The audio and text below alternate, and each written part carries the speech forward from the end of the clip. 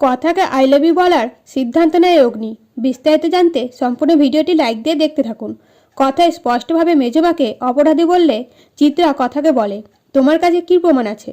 তখন কথা বলে, প্রমাণ আছে, আর যদি তুমি কোনো দোষ না করে থাকো তাহলে চুপি চুপি পালিয়ে যাচ্ছিলে কেন? এবার চলো আমার সাথে। এই বলে চিত্রাকে টানতে টানতে বাড়ির সকলের সামনে নিয়ে যেয়ে বলে, আসল অপরাধী হলো মেজমা। তখন সকলে বলে, এরকম কেন বলছো কথা? স্পষ্টভাবে বলো। তখন কথা বলে, মায়ের সাথে যে ফুলদার সম্পর্ক আছে বদনাম রুটিয়েছিল মেজমা, সেই ফুলদাকেই আমি ডেকেছি এখানে। তখন অগ্নি বলে, কথা তুই ফুলদাকে চিনিস?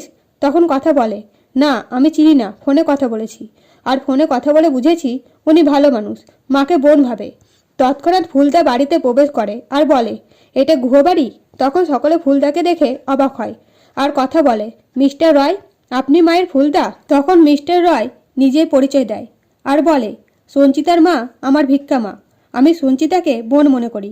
তখন সকলে মেজমাকে অপরাধী হিসেবে মেনে নিলে মেজমা বলে, কোথা থেকে কে এসে বলবে ভিক্ষা মা, তার কথা মেনে নেবে তোমরা? তখন মিস্টার রয় বলে, আমার বিদেশে যে বাড়ি রয়েছে সেটা ভিক্ষা মা আর আমার মায়ের নামে উল্লেখিত। এইসব শুনে চিত্রা সবটা অস্বীকার করতে গেলে অনেকে চিত্রাকে বলে, আমার দিকে তাকিয়ে বলো, এসব মিথ্যে, আমি তাই মেনে নেব। তখন চিত্রা চুপ করে থাকলে সবাই প্রমাণ পায় চিত্রা আসল অপরাধী। এইসব দেখে অগ্নি একা একা বলে, আমি ভাবিনি আমার জীবনে এরকম একটা মেয়ে আসবে।